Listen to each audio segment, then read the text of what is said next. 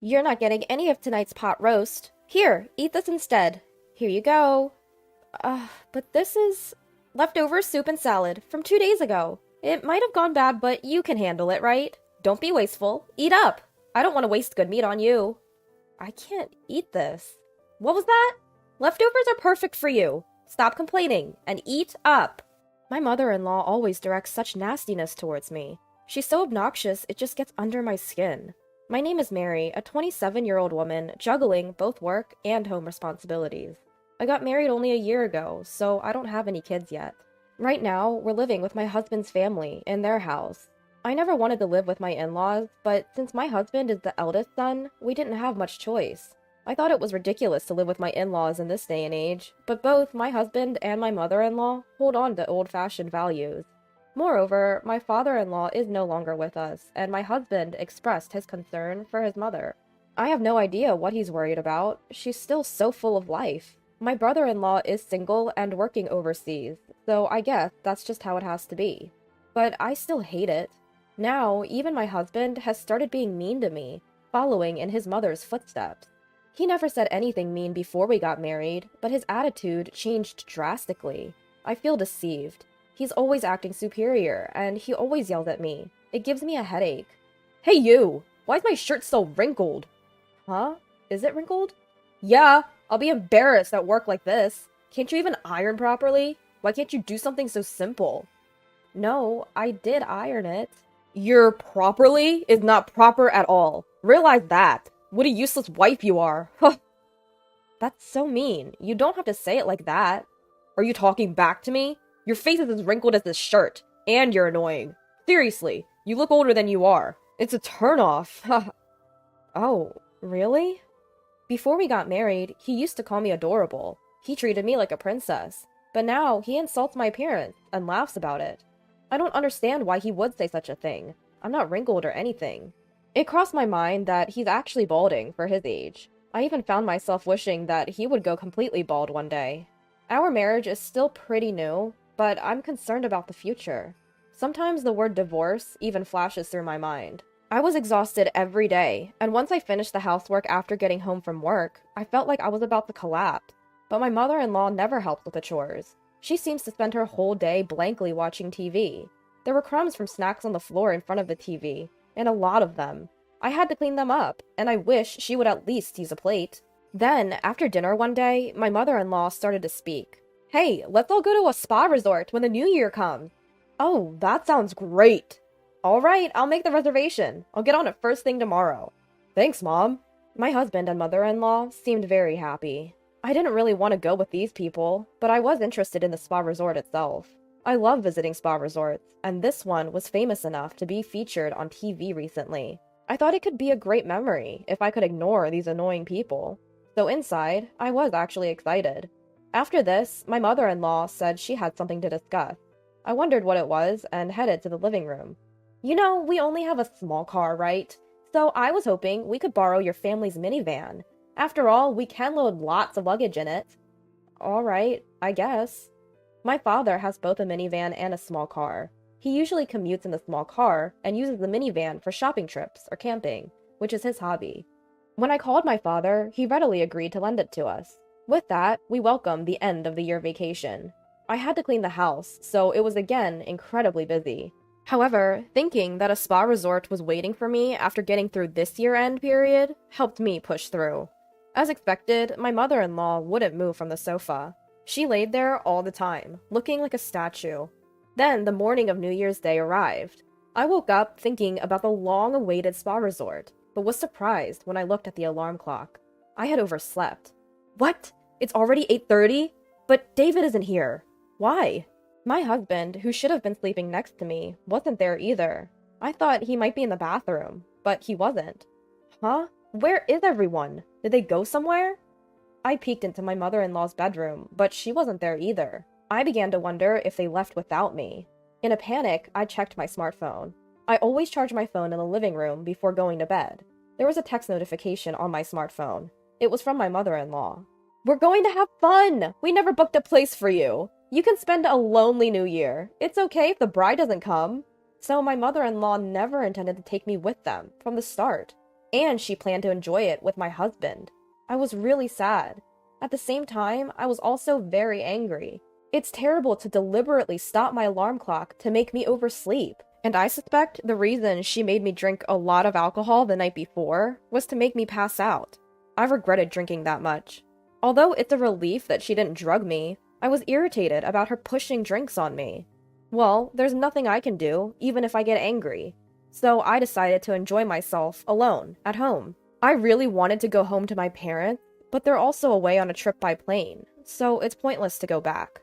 So I ordered a pizza for delivery that day, and spent a lonely day. Then my mother-in-law and husband returned from their trip.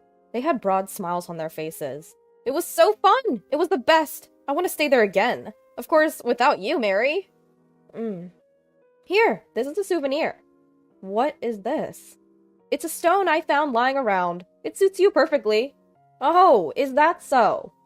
I couldn't help but think that my mother-in-law was extremely spiteful. Frustrated, I went to return the minivan to my parents' house. I thought they would be home by now. When I arrived at my parents' house, my father came to greet me. Did you enjoy the spa resort? That famous spa should have been quite satisfying. I didn't go because I'm the bride. What? I was told by my mother-in-law that it's fine if the bride doesn't come. I was left behind. When I woke up in the morning, no one was there. What? After that, my father started to do something. Then, he had me sit in the passenger seat of the minivan and started driving. The car was headed back to my in-laws' house. When I glanced at my father's face as he drove, he seemed to be angry. Well, any father would get angry if their daughter was treated that way. But I was taken aback because I had never seen such a look on my usually calm father's face. Then my father stormed into my in-laws' house with something in his hand. My mother-in-law came out. Oh, hello, and Happy New Year! Sorry for borrowing your minivan. Happy New Year. Speaking of which, you left our daughter behind, didn't you? No. Mary said she had a fever and couldn't go, so we had to leave her behind reluctantly. I even offered to take care of her. My mother-in-law was lying through her teeth with a smirk on her face. She definitely never said anything like that, and I wasn't even sick with a cold. I wondered how she could tell such an obvious lie. I thought something must be wrong with her brain. Oh, really? But our daughter said she was left behind. She told us she received a message on text saying, "It's fine if the bride doesn't come." Did I say that? I don't remember. You did. Look at this text. I showed her the text messages. However, she still insisted she was innocent. I was surprised at how thick-skinned she was to still deny it, even cornered this far. In a sense, it was admirable. You're still saying that, huh? You're truly a sad person. Oh, by the way, can I charge you for the cleaning of the car interior? What? Why? Because you dirtied it. With a married man, nonetheless. What a filthy and disgusting scene. What are you talking about? This right here. It was captured by this dual camera. What my father had in his hand was a dash cam. This one has dual cameras, so it can record not only the outside, but also the inside of the car. The advantage of being able to record the inside of the car is that it can provide evidence that you were driving safely. My mother-in-law doesn't know much about car supplies or cars in general, so there's a chance she didn't realize this was a dual camera. But what was she doing with a married man in the first place? I regretted watching the footage that my father played back. After all, there were images of my mother-in-law in an indecent posture and an unknown man. Even though my father-in-law is no longer in this world, it's insane to do such a thing with a married man. And what on earth was she doing in our family car? This was on the exact day you borrowed the car. Ugh, how disgusting.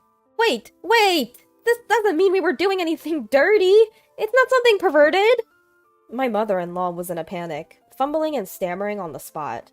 Tears welled up in her eyes. She was on the brink of crying. I found myself curious and somewhat amused about when she would finally break down.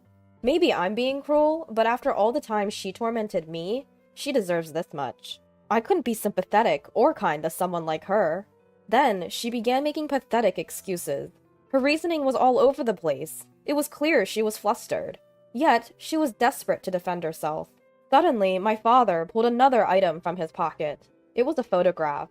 The picture showed my mother-in-law and the man from the video engaged, in a sordid act in broad daylight. It was unthinkable. The background of the picture suggested it took place somewhere secluded, but the audacity to do this in the daytime was still shocking. You wouldn't have seen these if you hadn't been mean to my dear Mary. Why do you have that picture? Because I'm a detective, remember? Oh. Do you recall now? Look, I've been telling you this all along, haven't I? My father is a detective, which explains why he had such a photograph. Coincidentally, the wife of the married man in the picture had hired him for an infidelity investigation. It turns out the wife of this man hired me to investigate her husband's affair. I was surprised to discover you were the other woman. I was going to inform her next week, but I didn't expect to show you this so soon. Huh. No, I'm innocent. I was just forced into an unpleasant situation. I am not at fault. Please, don't tell his wife. It was against your will, was it? You seem to be enjoying yourself. We also have video footage of you whispering sweet words to the man. Do you want to see it? I'm sorry. My mother-in-law collapsed to her knees and burst into tears. I watched her in a pitiful state, with a cold glare. Sensing the unusual situation, my husband arrived. I had run out of patience with him too, and I proposed a divorce. I've had enough. I want to end this. Let's get divorced. What? I'll go crazy if I stay in this horrible family any longer, so I'm leaving. Hold on. What will happen to our living expenses if you leave? Huh?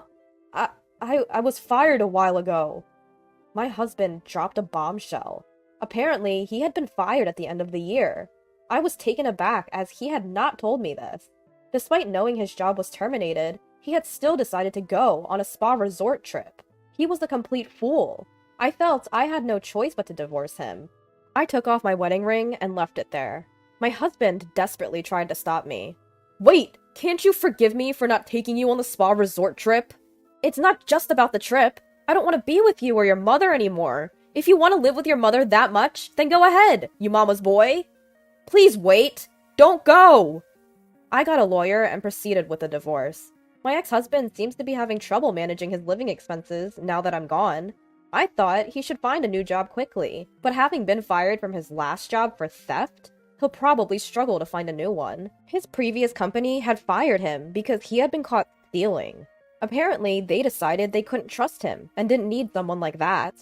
Unsurprisingly, the wife of my mother-in-law's lover demanded compensation for the affair. She ended up spending all the money left by my father-in-law to settle the payment.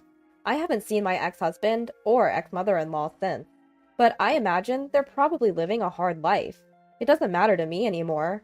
Currently, I'm living alone and enjoying my work. I made the right decision not to have a child with my ex-husband. Now, I am enjoying a peaceful life and would be happy if I found a new love. If such an opportunity arises, I plan to make sure to choose wisely.